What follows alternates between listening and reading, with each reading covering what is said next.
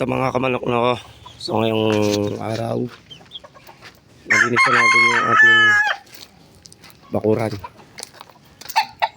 Ayan, nalinis na natin. Tanggal ko na yung basura.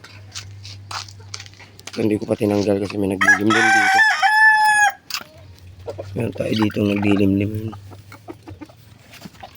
Hindi ko muna tinanggal kasi mainit. So ayan, linis natin yung ating paligid dahil lalagyan na natin ng mga tipi yan sa isang araw. So, nagkaroon na tayo ng itatali dyan. At least naka-ready na. Pero pahilera yan. Kasi ito magiging breeding ko to.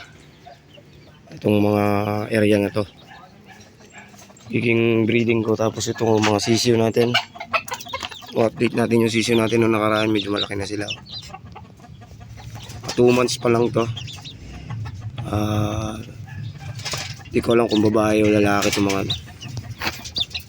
Pero tingin ko ito yung lalaki. Umuporma na kasi. Iba kasi pag babae. Ito naman ay lalaki rin. Medyo ano lang, hindi maporma. Pero ito kasi sigurado umuporma. Lalaki yan.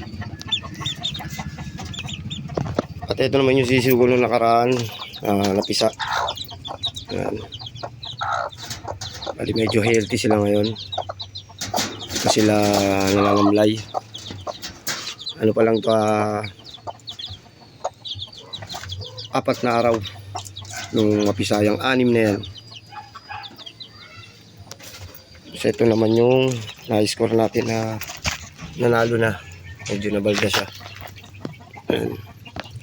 Nalo na to. Nakaisang panalo na. Balda lang kasi may sugat pa. Medyo malabo yung camera. Kaya lang, in-update ko lang yung ating area para iwas sakit na rin. Kaya lang mga manok na. Para hindi magkasakit yung manok natin. Linis-linis para maganda. Kaya lang.